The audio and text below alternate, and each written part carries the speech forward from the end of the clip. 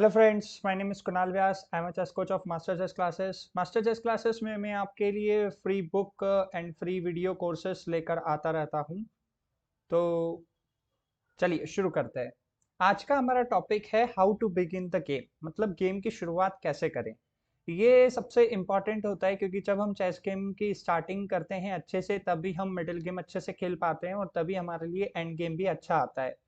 तो chess game की starting करने के लिए कुछ प्रिंसिपल्स होते हैं, जैसे कि ओपनिंग प्रिंसिपल्स होते हैं, मूव योर सेंटर पॉन्स, ठीक है, develop your pieces from towards the centre, d4 d5 e4 e5, मतलब कि आपको अपने जो सेंटर के पॉन्स हैं इनको मूव करना होता है।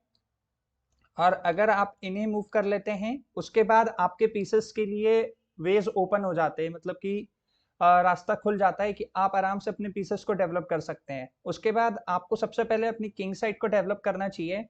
किंग साइड डेवलप कर लेने के बाद में आपको अपने कैसल करने के बाद में आपको अपनी क्वीन साइड के पीसेस डेवलप करना चाहिए। ठीक है, ये तो बात हो गई कि हमें ओपनिंग में क्या क्या करना चाहिए। उसके बाद अब बात ये आती है कि हमें ओपनिंग में क्या नहीं करना चाहिए। तो सबसे पहले हमें अपनी जो क्वीन है इसको डेवलप नहीं करना चाहिए ओपनिंग में, क्योंकि अगर हम क्वीन को डेवलप करते हैं तो माइनर पीसेस जो भी इससे लेस वैल्यू पीसेस हैं, जैसे कि माइनर पीसेस, पॉन्स, रुक, ये सब क्वीन पर अटैक करते हैं और फिर हमें उस कारण हमारे जो टेम्पो हैं चेस के वो लूज होते हैं।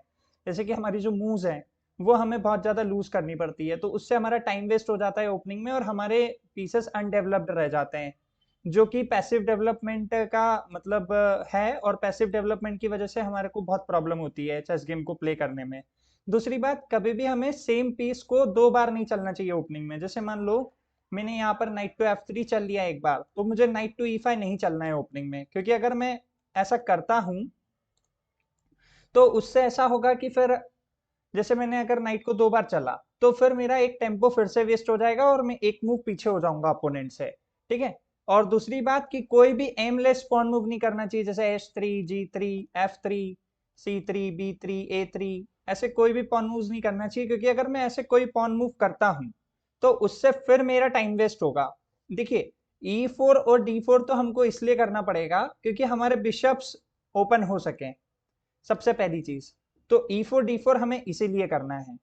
ठीक है, लाइक अगर मैं यहाँ पर E4 करता हूं तो देखिए मैंने यहाँ पर एक सेंटर का स्क्वायर कंट्रोल किया D5 और F5 बिग सेंटर का स्क्वायर कंट्रोल किया, क्योंकि मैंने पहले भी बताया हुआ है कि ये होता है हमारा बिग सेंटर, तो इसे हमने कंट्रोल कर लिया। दूसरी बात कि हमारा ये जो लाइट स्क्वायर बिशप है ये ओपन हो चुका है अब, राइट। तो इसलिए हम E4 चलते हैं और जब हम D4 चलते हैं तो हमारा ये वाले बिशप का वे ओपन हो जाता है, क्योंकि हम नाइट को छोड़ के किसी भी पीस को बिना सेंटर पॉन मूव किए हम आगे नहीं बढ़ सकते, मतलब उन्हें ओपन नहीं कर सकते, डेवलप नहीं कर सकते। चलिए, तो आज मैं आपको एक गेम दिखाता हूं जिसमें व्हाइट ने पूरे प्रिंसिपल्स को फॉलो नहीं किया है ओपनिंग के, और बहुत सारे प्रिंसिपल्स ब्रेक किए हैं और उसका एडवांटेज ब्लैक ने यहाँ पर उठाया है। तो चलिए स्टार्ट करते हैं। E4 E5, E5 इसलिए खेला है ताकि ये सेंटर के स्क्वायर्स कंट्रोल हो सके। चलिए क्वीन H5, अभी जैसा कि मैंने आपको बताया था कि क्वीन को ओपनिंग में डेवलप नहीं करना है, यहाँ पर व्हाइट ने किया है।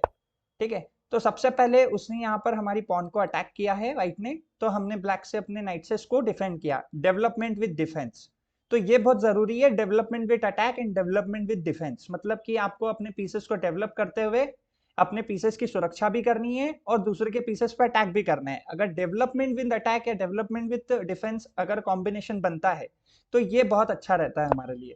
यहाँ पर बिशप C4, यहाँ पर मेरे अपोनेंट के मूव है बिशप C4, यहाँ पर मतलब वो मेरी मेट करना चाहता है, मुझे साफ साफ दिख रहा है। तो मुझे इसे बचाने के लिए मेरे पास में सिर्फ एक ही मूव है, वो है G6, क्योंकि अगर मैं यहाँ पर नाइट F6 खेलता हूं तो क्वीन क्रॉस F7 मेरी मेट हो जाएगी। तो यहाँ पर मैंने G6 प्ले किया, यहाँ पर अपोनेंट ने क्वीन F3, अगेन अपोनेंट मेरी मेट करने की कोशिश कर रहा है। तो यहाँ पर अगर वो मेट करने की कोशिश कर रहा है तो हमें फिर से उसे बचाना है, लेकिन अब की बार हम नाइट से बचा सकते हैं, ठीक है, जिससे कि उसकी लाइन ब्लॉक हो जाए। यहाँ पर उसने खेला queen to B3, again opponent attack कर रहा है। तो अब की बार हमने इसे थोड़े अलग तरीके से बचाया है गाइस। इस बार हमने यहाँ पर खेला है नाइट टू D4।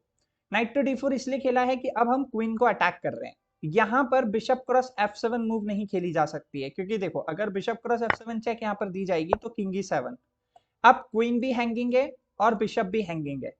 और दोनों को बचाना बहुत मुश्किल है। जैसे कि मान लो क्वीन के पास में अभी सिर्फ c4 स्क्वायर अवेलेबल है, c4 स्क्वायर, ठीक है। तो c4 स्क्वायर आने पे हमारे पास में b5 मूव है, और यहां पर अब क्वीन को वापस जाना पड़ेगा कहीं पे भी d3 या कहीं और c3, एंड हम यहाँ पर बिशप कैप्चर कर लेंगे। तो यहाँ पर हम देख पा रहे हैं कि व्हाइट की गलती की वजह से हमने ओपनिंग में गेम को बहुत इजीली एडवांटेज में कन्वर्ट कर लिया है। इसलिए यहाँ पर नाइट d4 पे मेरा जो अपोनेंट है उसने क्वीन c3 खेला है, और यहाँ पर अब मैंने अपने पीसेस को डेवलप करते हुए d5 खेला है। d5 करने से क्या हुआ है, एक तो मैंने सेंटर पे पॉन पे अटैक किया है और बिशप पे अटैक किया है, और दूसरा मैंने अपने बिशप को डेवलप कर लिया है। तो ऐसा करने से मुझे बहुत फायदा हुआ है। अब यहाँ पर bishop into d5, then knight into d5, then e into d5, then यहाँ पर बिशप f5। अब यहाँ पर देखो ब्लैक ने फिर वही स्ट्रेटेजी का यूज किया, डेवलपमेंट विद अटैक। जैसे कि यहाँ पर बिशप का डेवलपमेंट भी हो गया अच्छे स्क्वायर से, और यहाँ पर उसने अटैक भी कर दिया अपोनेंट पे।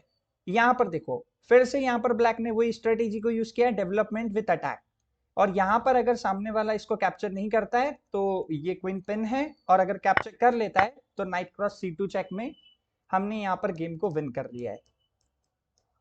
ओके, तो यदि आपको अगर ये वीडियो अच्छा लगा है या इसमें कोई प्रॉब्लम है तो आप मुझे ज़रूर बताएं, और चैनल को लाइक एंड सब्सक्राइब ज़रूर करें। Thank you for watching this video.